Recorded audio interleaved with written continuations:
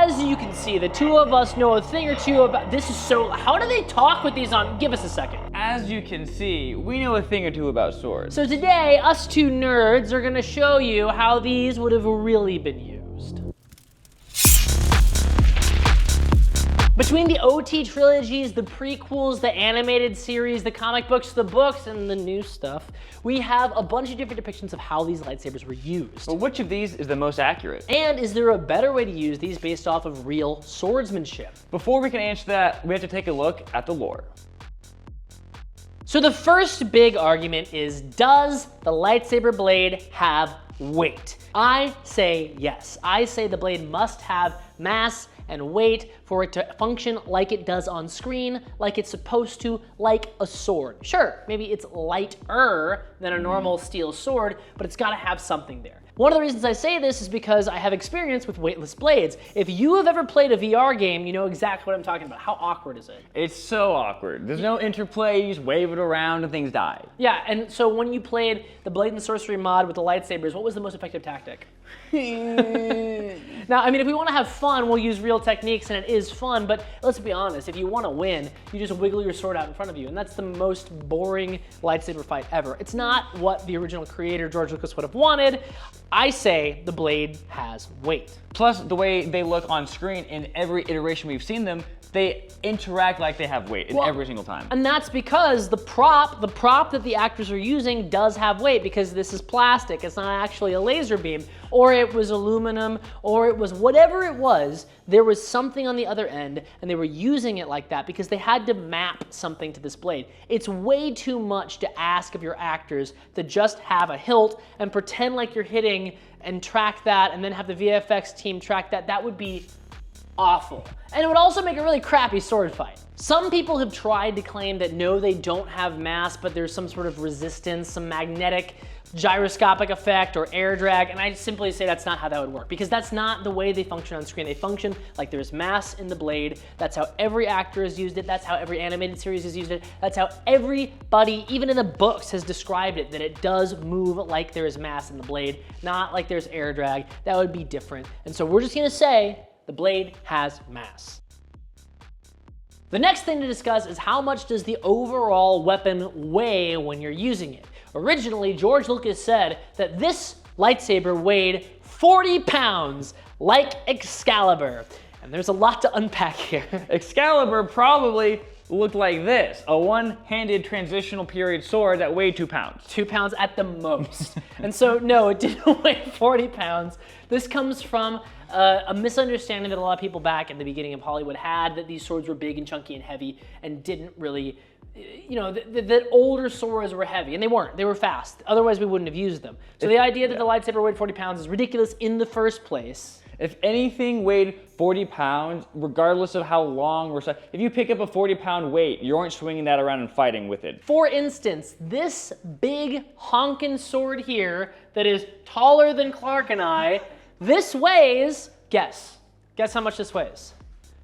You're wrong, it's 6 pounds. This is a 6-pound sword, and it is one of the biggest swords that exists. There are like heavier swords out, like 12 pounds for some parade swords and stuff like that. There's this one thing called the bearing sword that weighed like 18, 20 pounds. It was ridiculous, but it was for parades. It was just so like a guy could put it on his shoulder and be like, look how fancy this is. And it was like this tall, and it was not used for combat, so it was a decoration. And this comes, I think, again, a lot of people's experience with swords is wall hangers made from stainless steel that have no fuller, that don't have any taper, that were never meant to fight. They're supposed to hang on the wall, and they pick that thing up and like, man, this is heavy, and it is heavy, but it's not supposed to be used. So it's safe to say that whatever materials are on the outside or the inside of the hilt, it doesn't weigh 40 pounds. Now, the reason that George Lucas originally said this was because of the way that they were filming A New Hope. And that was, they had a system, they had a blade that was connected to a handle that actually had a motor in the emitter right here that would spin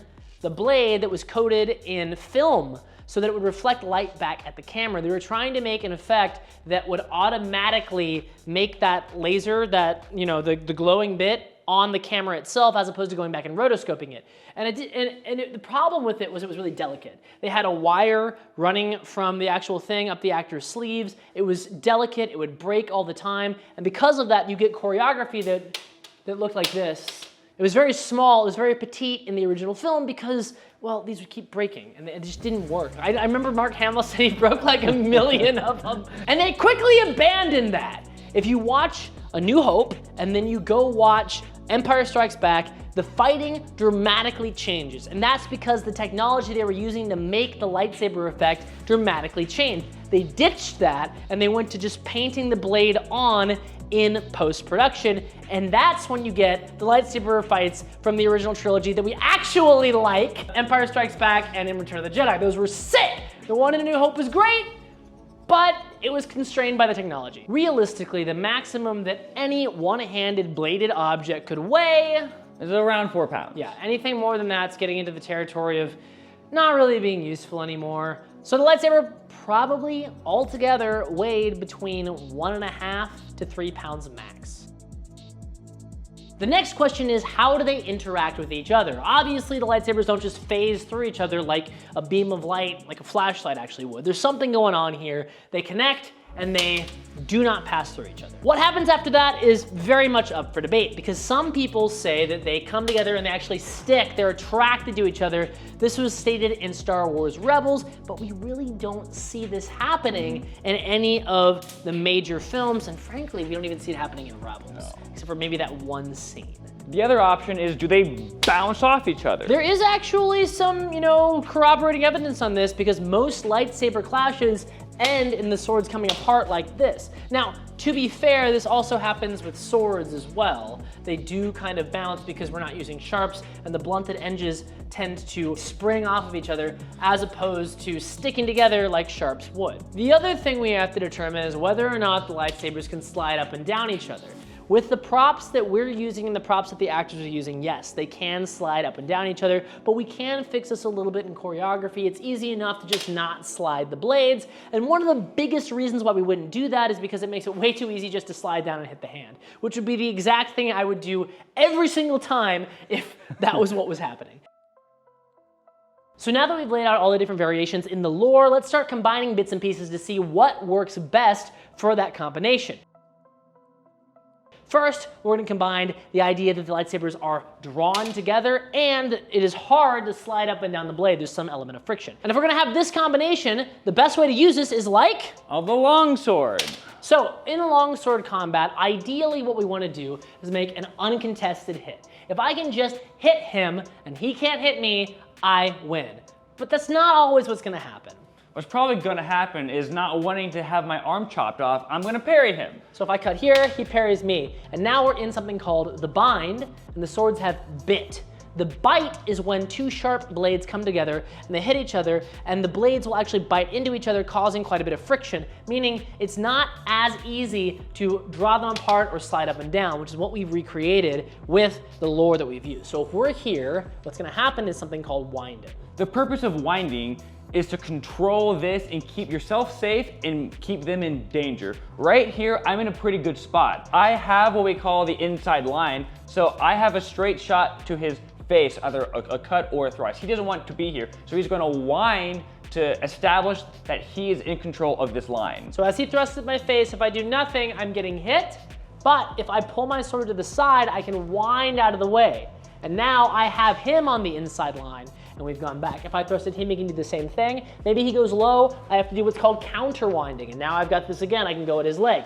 This won't last forever. This might be one or two movements, and eventually we are gonna break the swords apart because obviously in the films they don't stay connected as soon as they hit. But we can get some cool choreography this way. Like that! What if the lightsabers are not attracted to each other, they can come apart easily, and there is no friction and they can slide freely? With this, we'd probably see a more thrusting-oriented style, like in a rapier. Or a small sword. The reason we think this would be best is because now it's super easy for us to do disengaging actions, which means coming off the blade and going around, or going over, or displacing actions like croisés or even expulsions like that, because they can slide and they can come off easily. So this also changes how we'd hold it. Instead of holding it in two hands like this, you would want to hold it at the end with one hand. Ideally, you'd want a different kind of a lightsaber that might not be quite as long.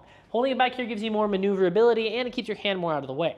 So if we're here and I'm holding mine like this, it's super easy for him just to slide down and hit my hand. But if my hand's back here, I have a lot more time to be able to maneuver the blade away from my hand, much like how small sword works. Additionally, if I were trying to do more cut-oriented things, because there's no hand protection here, if I were to raise my blade or pull it back, it's easy for him to disengage and hit my hand. So I really don't want to be in cutting range, and I really don't want to have my hand forward. I want it back, I want it here, because now I have time. If he tries to thrust me, I can redirect. All of that combined would give you choreography that looks something like this.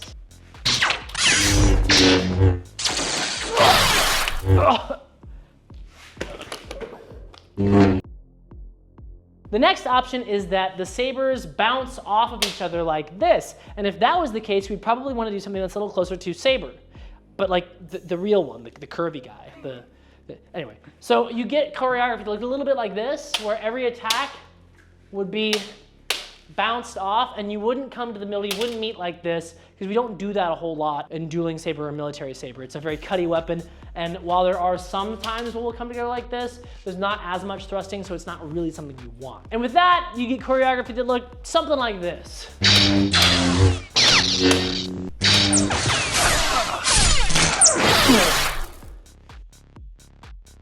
The next option is that the blades are drawn to each other, but there's no friction, which means they can slide up and down and easily just cut somebody's arm off. Now, we were trying to figure out how to make choreography for this, and we found that this is the dumbest one. This is by far the dumbest, because while conceptually we could say, oh, what we would do is we would either just pull through, or if he attacked me, I would beat him out of the way and that'd be all the combat. Realistically, we're like, I don't want to be this close. I don't want to. What we would actually do is we would just do only voids and dodges. So it'd be like you try to get my blade, like that. It'd be all cheap shots, geislings, things like that. Because what we don't want to have happen is our blades come together so someone can race to try and hit the hand. It would be doubly. And like, the more we tried to make choreography for this, the more we were like, this is stupid. This is dumb. I wouldn't. This is the worst option. Yeah, so they want to come together and then they're gonna slide right down. Yeah. Worst option, not even worth making choreography for. The final option, and probably my favorite option, is the combination that the blades are not drawn to each other, but there is friction, meaning they can't easily slide up and down one another like these blades can. And this is really what everybody who choreographs with these is using. Listen, I really don't care what some random lore says from Rebels or some book or some comic book. That's not what happens in any of the films. What happens in the films is they treat these like they're not gonna slide them up and down because it's really boring for the choreographer just to go ha, ha, ha. And they don't have them drawn to each other because we see them easily put them together and pull them apart in different scenes. This gives us the most options. We can treat this like any of the previously discussed scenes, with the one exception that we can't easily croise the blade, or we can't easily slide down the blade from our small sword fight style. But everything else works. Everything else works. You can use any fighting style you wanted to with that lore. That choreography might look something like this.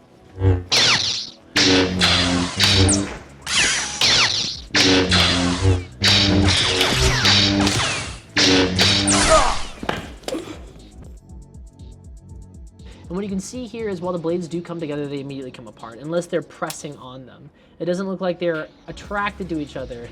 They're just hitting. There's very minimal sliding too. There is friction going on. But like we talked about before, the reason this choreography was made this way is because the prop was really delicate. All right, now we have the other classic, my favorite, Luke and Vader, Cloud City, Empire Strikes Back.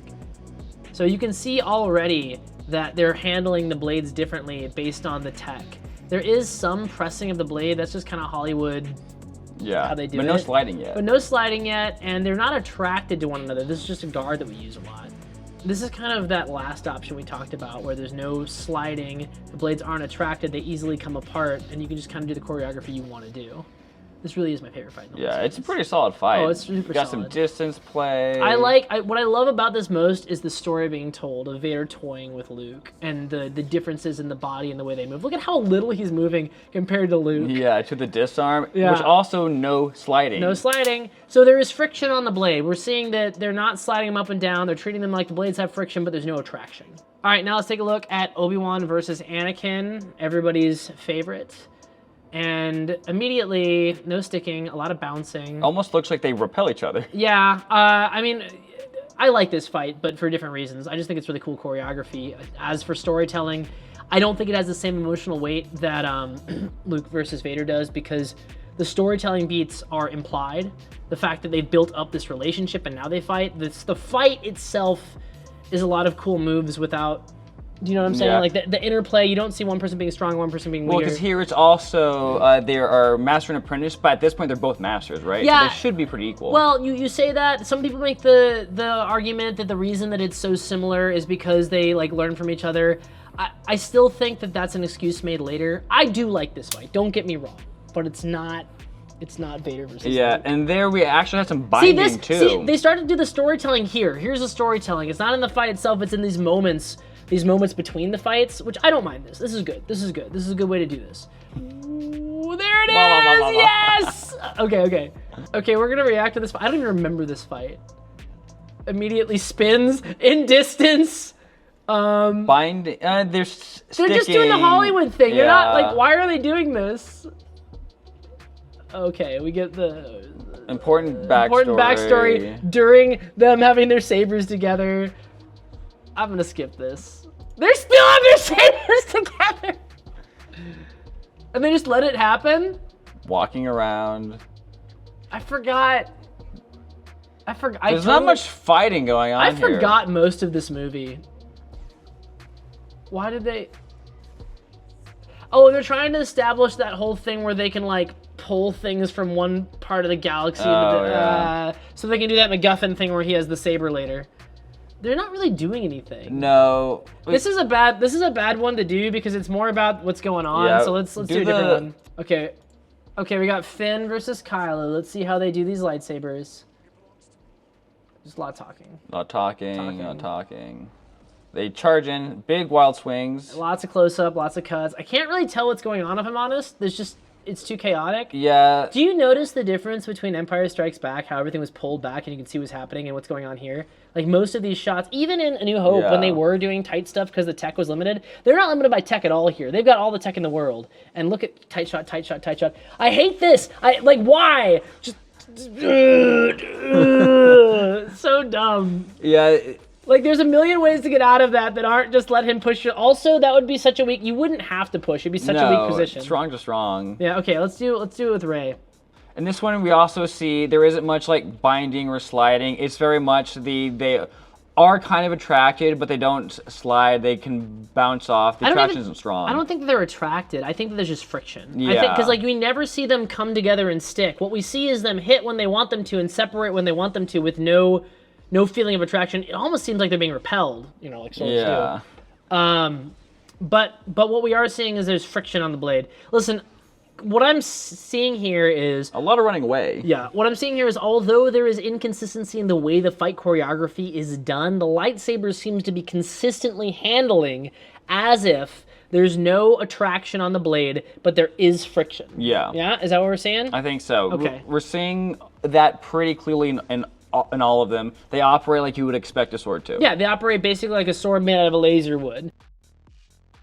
So after our research, after our experimentation and everything else, I think that we can make a couple of claims about how lightsabers do and should work in the universe and just as martial weapons. I think first of all we established that the blade does have weight. Yeah. Yeah, in every depiction of the lightsaber, in every film, there's weight to the blade, and because we're using these props in real meat space, they gotta have weight. And it just feels better like a sword, right? You don't want to wave around a flashlight. No. We also found that they don't really attract to each other. Yeah. Did you see even one? All of the times they were sticking together, it was in a very intentional close shot, like press. talking. For the rule of cool. We never saw any shots where the blades were apart and they pulled together like this. It was always press. You always saw one of the actors pressing on the other actor for one reason or another. There was also plenty of times when we saw them almost on line together, not together, touching, but close. A bunch of times so they didn't attract. where they were here and they were almost touching, but they weren't touching. Yeah.